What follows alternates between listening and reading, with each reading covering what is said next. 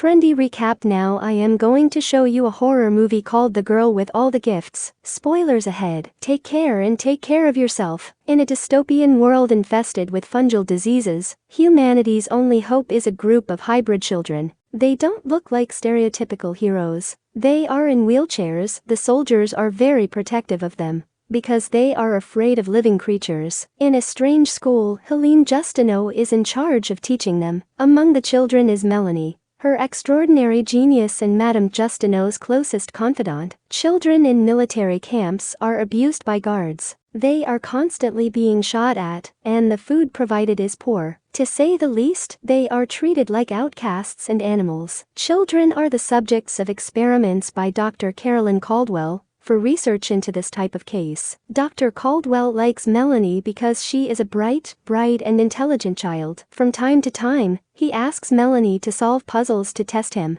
Dr. Caldwell made him choose a number between 1 and 20. He chose 13. The next day, while going to class, Melanie saw that one of his classmates, Kenny, was not there. What made him suspicious was that Kenny was wearing the number 13. He brought this fact to Ms. Justineau's mind, but the teacher brushed the subject aside. They don't know that Kenny is being tested. That same day, Ms. Justineau asked the class to write their own stories. Melanie volunteered to read her story to the class. His story is about a mother and child. Mrs. Justineau was so touched by his story that she gently patted Melanie on the head. Without a mother's care, Melanie feels the simple love of Madame Justineau and comforts her. The guards saw the teacher touching the student, and they rushed into the room. Sergeant Eddie Parks, the leader of the troop, calls Mrs. Justineau and reminds her that physical sex can fuel these children's desire for human flesh. Sergeant Parks shows Ms. Justineau what will happen if she does this again. He went to one of the children, spat on his hand and let him hear. Within seconds, the boy was distraught as he walked over to the sergeant. The boy's behavior caused other students to do the same, almost as if they wanted to attack Sergeant Parks. Ms. Justineau was heartbroken at the end of the class,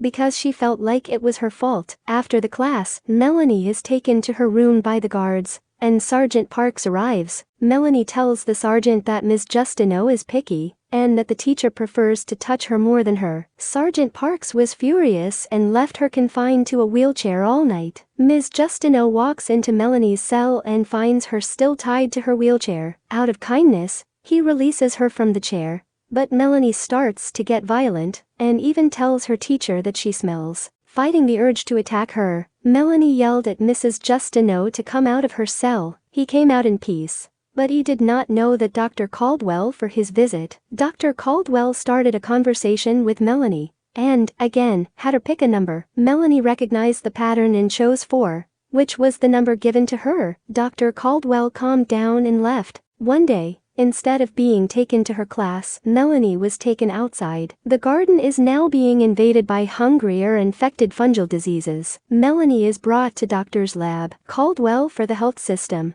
But things go wrong as hunger takes over the field. One of the nurses was attacked. Dr. Caldwell runs for his life, leaving Melanie alone in the lab. It is difficult to get away with using a claw to free oneself. Outside, it was complete chaos. To join Madame Justineau, Melanie attacks 2 soldiers and injures them. Melanie falls unconscious, and Mrs. Justineau takes her in a car that runs with Sergeant Parks, Dr. Caldwell and 2 other soldiers, Gallagher and Dillon. Melanie was tied up, and they used a mask to prevent her from biting others during the trip. When they stop to get water, a group of hungry people attack and Dillon is infected, leaving Sergeant Parks with no choice but to shoot him. They all arrived in London on foot and passed out sleeping through the night using gel to hide their smell. They end up in an abandoned hospital to find a place to stay for the night. Dr. Caldwell explains that second-generation hunger, like Melanie's, was discovered after babies killed their infected mothers by removing the uterus. The next day, the hungry people and Melanie volunteers to surround their house to leave and look for a way to get them out of the house. Like second-generation hunger,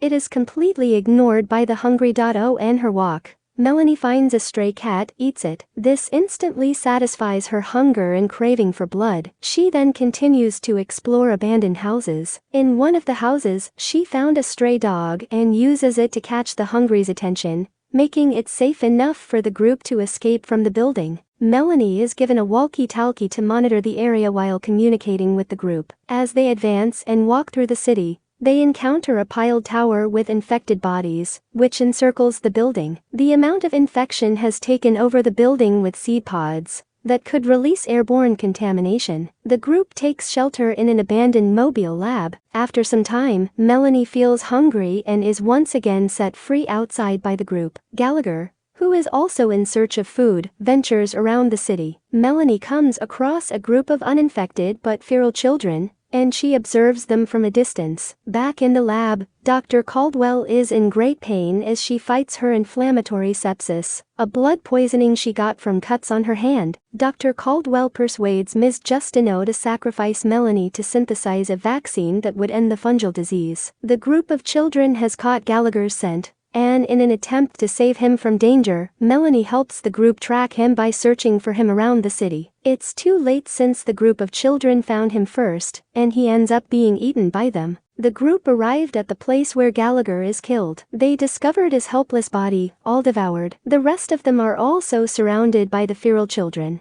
but Melanie fights their leader and brutally kills him with a bat, shooing the rest of them away. Her bravery makes way for the group to escape and find their way back to the lab. Upon arriving, Dr. Caldwell uses a gas tank to make Melanie, Ms. Justineau, and Sergeant Parks unconscious. In this way, she can freely dissect Melanie's body. As she struggles to do the procedure because of her sepsis, Melanie gains consciousness before the process starts. Dr. Caldwell explains to Melanie that she can make a cure out of her, and that it is a way to save Ms. Justineau, who is very close to Melanie's heart. Dr. Caldwell guilts Melanie into sacrificing her own life. She assures the little girl that it will not hurt, and she is doing Ms. Justineau a great favor. Melanie refused. She managed to escape, and Dr. Caldwell followed her, but she ended up being eaten by a group of feral children. Melanie sets fire to the seed pods surrounding the tall tower. Because of the heat, spores and seeds are released into the air. These spores could cause humans to turn into hungries. Melanie runs into Sergeant Parks,